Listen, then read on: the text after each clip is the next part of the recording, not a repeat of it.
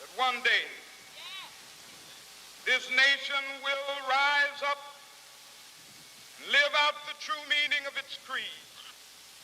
We hold these truths to be self-evident, that all men are created equal.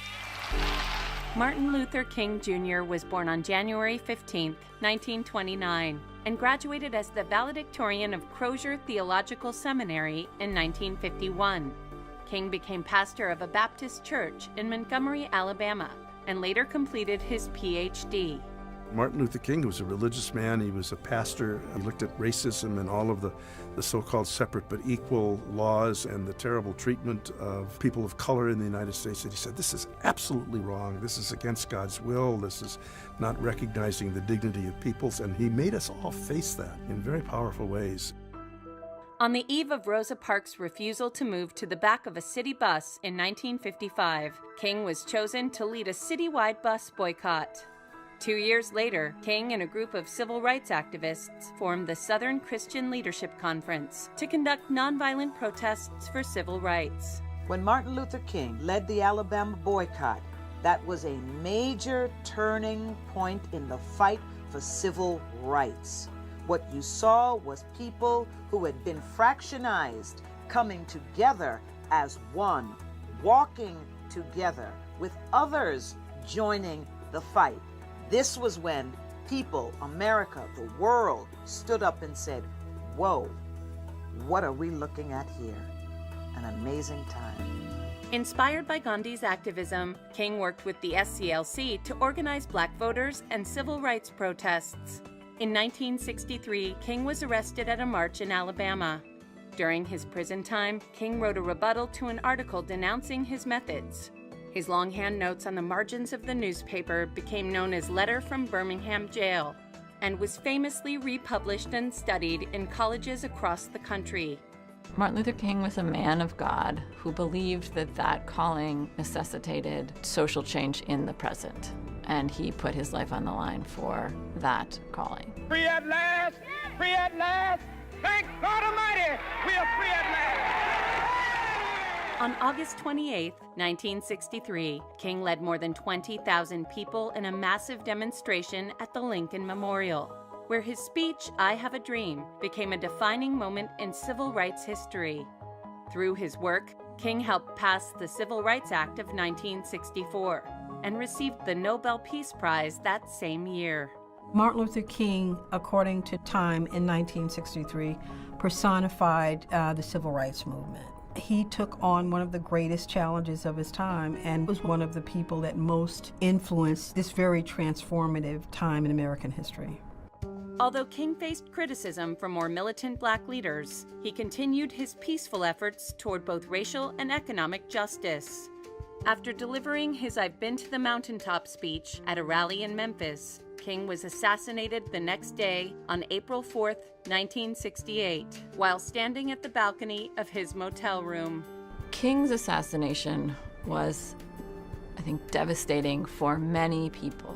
But there's also a rising level of organization, and many people, King's assassination galvanizes them into many kind of black power movements across the country, many anti-poverty movements. So it's both a moment of despair, but also a moment of political flowering.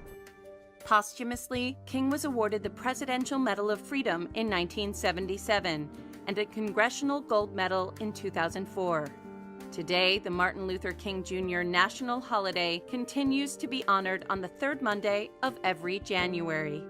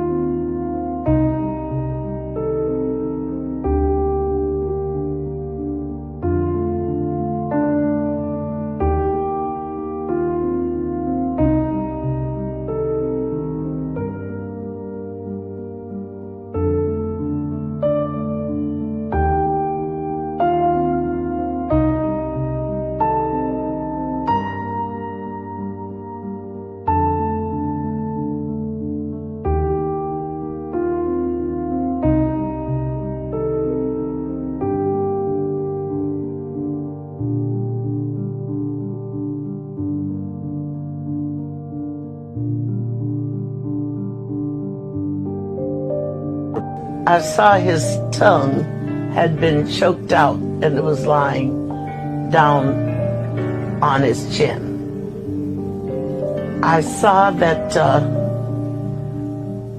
this eye was out and it was lying about midway the cheek.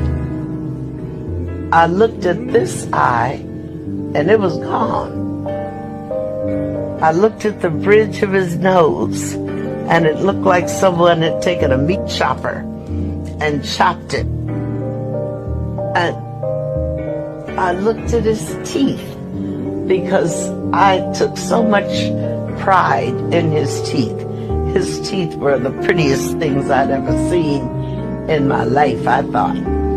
And I only saw two. Where are the rest of them? They'd just been knocked out. And